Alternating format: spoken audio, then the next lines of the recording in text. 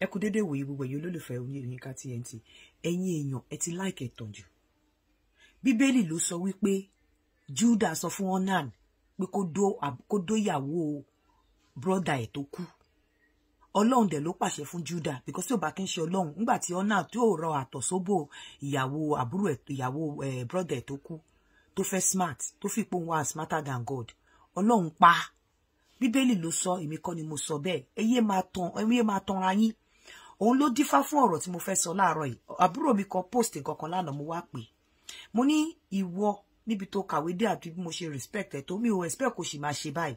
Kí dẹ̀ ni lady yẹn ń date ọkùnrin kan. Ọkùnrin yẹn ó yí equip ẹ̀, ó set ẹ̀ up, ó ṣe gbogbo ẹ̀ fún. Ó wá nítorí pé ọkùnrin yẹn ò propose fóun. Èèyàn kan wá dé lọ́sàn gangan wá sáré propose fún wá lóun ti rí marriage. Mo wá ń béèrè lọ́wọ́ àbúrò mi yẹn wípé tí ọkùnrin bá ti rí wípé nǹkan tóun lè fi mú ẹ tó rí lọ́wọ́ tó bá ní nǹkan lọ́wọ́ tó lè offer àbí irú shop ẹ tí wọ́n ṣí fún ẹ tó kún yẹn tọkùnrin bá wá bá ẹ nǹkan tó bá rí wípé o lack òun ló máa throw sí ẹ. Tọkùnrin bá wá bá ẹ torí pé o ṣí shop ẹ tóbi olówó everything wà okay ó wá rí pé bóyá o lọ́kọ o réyàn propose fún ẹ tó offer ẹ ní marriage ló máa offer ẹ tó ló mọ̀ pé ọ̀pọ̀lọpọ̀ yín san ẹ kú lórí. Ẹni tó ti ń bẹ ẹ tí gẹ́gẹ́gẹ́gẹ́ tó gba shop fún ẹ tó set ẹ up tí ò bẹ sọ wípé òun fẹ́ fẹ́ àbóhun ò fẹ́ fẹ́ tí kò sọ fún ẹ pé kó má lóyún kò fi condom bẹ ẹ sùn.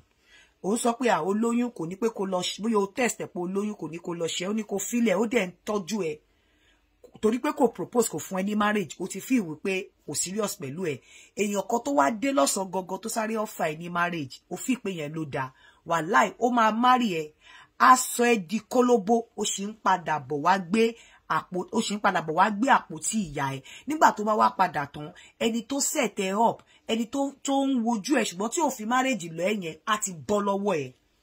Ọkùnrin míì ní tó bá rí pé oúnjẹ níyà òun ló máa put forward òun ló máa flaunt fún ẹ. Ó ti rí pé o ní shop o ti settle ṣùgbọ́n ó rí pé o lọ́kọ ó dẹ̀ ti rí pé marriage ló ń lè fi fà ẹ́ kó jump at it tọwọ́ ẹ̀ náà ló fẹ́ gbà á sọ ẹ́ di kòròfo náà ó sì máa padà sẹ́sẹ̀ àárọ̀.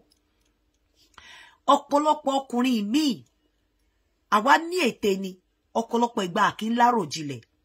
Ọkùnrin míì tó jẹ́ wípé bíá nínú fámìlì ẹ̀ gbogbo àwọn ọmọ ọkùnrin tó ṣèyàwó nígbéyàwó wọn ń túká.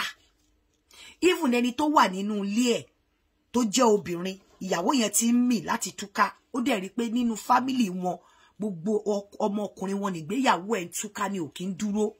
Tó bá mì tẹ́ lóbìnrin ẹ̀rù lè máa bà láti fi marriage lọ ẹ kó kàn fẹ́ keep ẹ quiet kó fẹ́ wà quiet about it kó dẹ̀ máa ṣètọ́ ẹ lórí ẹ.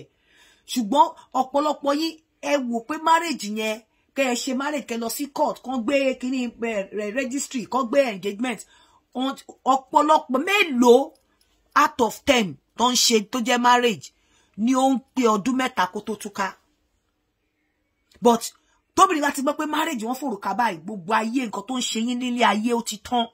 Ọkùnrin mi á jókòó á máa wò pé bá dẹ̀ lè bóbìnrin yìí sọ̀rọ̀ kó jẹ́ ká wà quiet. I prefer láti sọ pé bí a kó lọ bẹ́yàn kan tó máa bless ẹ̀yin méjèèjì kẹ́dẹ̀ fòrùka síra yín lọ́wọ́ kó má make noise about it. But ọ̀pọ̀lọpọ̀ yín ẹ̀ kì í gbà òun ló ṣe dàbẹ́ ni pé ọ̀pọ̀lọpọ̀ ẹ̀yin obìnrin ẹ̀yin dẹ́ ti ń ṣe àkóbá fún ìgbéyàwó yín gan kẹ́ tó ṣe rárá. Torí nígbà tẹ́ ti pariwo ẹ̀ tí ẹ̀ mọ ègún tó ti wà nínú ilé ọkùnrin tẹ́ fẹ́ ẹ̀ mọ ègún tó ti wà nínú ilé tiyín náà nígbà tẹ́ ti pariwo ẹ̀ láyé marriage yín ti bàjẹ́. Ọkùnrin yà wá máa wò yín báyìí pé báwo mo ṣe lè sọ fóbìnrin pé kó má jẹ́ ká pariwo kíní yìí o kò ní lè sọ áfìtìjú kárùn ẹ̀dẹ̀ fẹ́ra yín ẹ̀ pariwo mẹ́wàá gbogbo àwọn ọmọkùnrin inú ilé ọkùnrin yẹn báyìí bó ṣe ń ṣe marriage báyìí kò ń láṣẹ ohun túká ó dẹ̀ fẹ́ keep ẹ̀ quiet pé tẹ́ bá tiẹ̀ lè ṣe láàrin ara yín kó fún ẹ lórúkà kẹ̀dẹ̀ máa ṣe wẹ́rẹ́wẹ́rẹ́. Ìmí à nífẹ̀ẹ́ débi pé kò fẹ́ pariwo ó ti mọ̀ pé ọjọ́ tóun bá sọ pé òun fẹ́ níyàwó báyìí torí experience ẹ̀ my relationship yẹn máa dàrú kò wá ní fìyàwó lọ ẹ á dẹ̀ máa ṣe gbogbo ẹ̀tọ́ ẹ̀ lórí ẹ bó bá lo lóyún á welcome and everything but á fẹ́ kẹ́ ti débì kan nínú àjò yín Ifá ó lè má fẹ́ kẹ́ ṣèyàwó rárá kó jẹ́ pé kò fẹ́ kẹ́ ẹ lọ ṣe mọ̀ mí mọ̀ ẹ lábẹ́lẹ̀ kó má sí anybody bẹ̀yìn obìnrin nítorí gullibility yín torí bẹ́ ṣe máa ń ṣe àti nítorí pé ẹ fẹ́ ṣe carry me, you want everybody to know that you are married. At the end of the day, marriage yẹn máa padà túká ni. Kì í ṣe gbogbo orí ló gba ariwo. Kò ṣe gbogbo ìdílé gangan. Kò ṣe gbogbo ìdílé. Bí mo ṣe ń dàgbà sí ni mo ṣe mọ̀. Kò ṣe gbogbo ìdílé ni ó fà ni ègún yẹn ò sí ni ó gbà. Kẹ́ máa pariwo, máa fa wá, kẹ́ máa fa wo, máa paríǹgì, máa ṣe gbogbo ẹ̀. But ọ̀pọ̀lọpọ̀ ọkùnrin ò ní lè sọ nítorí bí ẹ̀yin obìnrin ṣe gbé. Nígbà tí mo rí kíní yẹn lánàá, mo wá pe sister mi yẹn. Mo ní, ìwọ náà ṣe ń bá wọn ronú báyìí. Mo ní okay, ẹni tó gba ṣọ́ọ̀bù fún, tó yìí kó ìpẹ̀, tó ṣàdúró eléyìí fún, tí kò dẹ̀ bá sọ wípé, mo ní má lóyún fún mi o. Kò ṣe test ẹ̀ kó put ẹ̀ pé òun ti kó test ẹ̀ kó ṣe wò àbí kó tiẹ̀ tí ò bá tiẹ̀ ti bá sọ. Ibi tó fi lè fi test ọkùnrin pé tọkùnrin bá ti bẹ́ sọ láti lẹ̀ wípé òun ò fóyún o, má tiẹ̀ bá òun sọ. Bẹ́ẹ̀ ọkùnrin tí ò sọ fún ẹ pé òun ò fẹ́ oyún, tó dẹ̀ ń ṣe nǹkan tẹ́ pé o ò rírí láyé ẹ, tẹ́ ó ń ṣe ìṣe dẹ́bi pé o ti wà nínú ilé ẹ̀ fún ẹ. O wá nítorí pé kò propose sí ẹ, ẹnì kọ́kọ́ dé, ẹni tó dé yẹn, ntí ẹni tó ń ṣe nǹkan fún ẹ ń ṣe fún ẹ ló fẹ́ wá gbà lọ́wọ́ ẹ. Kò ní marriage kankan tó fẹ́ offer ẹ, ó ti mọ̀ pọ́ dẹ̀ lọ́pọ̀lọpọ̀ ẹ̀yin obìnrin pé bá ti sọ pé ó fẹ́ fòrùka sí yín lọ́wọ́, marriage by máa jump at it ni. Ó mọ̀ tó bá ti wá gbà tán tó ti sọ ẹ́ sí kolobo, á rìn jáde, á padà lọ, ó máa padà sẹ́sẹ̀ àárọ̀ ni. In tó ń ṣẹlẹ̀ lọ́pọ̀lọpọ̀ ìgbà ni, kì í ṣe gbogbo ọkùnrin ló fẹ́ pariwo. But ìwà tí ẹ̀yin obìnrin máa ń put up when it comes to marriage, ọkùnrin ò kí ń fún wọn ní choice. Wọ́n kò accept. Tó bá kó ọkùnrin 10 lẹ̀, 8 ni wọ́n prefer láti sọ pé kẹ́ lọ bá parent àbí kẹ́ lọ sí fún blessing, kó bless ẹ̀yin méjèèjì kẹ́dẹ̀ kòròká sí ara yín lọ́wọ́ kó má sáriwo. 8 nínú wọn, 2 tó kù gan bóyá ló fẹ́ ariwo tí ò dẹ̀ fẹ́ ariwo tó tó ariwo tẹ̀yin ọkùnrin obìnrin máa ń pa. Nínú fẹ́fẹ́ yẹyẹ tẹ́ ti ṣe marriage, mélòó ló last? Mélòó ló dúró? Mélòó ló dúró nínú ẹ̀? Ẹ lọ kà, ẹ fi fún mi, mélòó ló dúró nínú ẹ̀?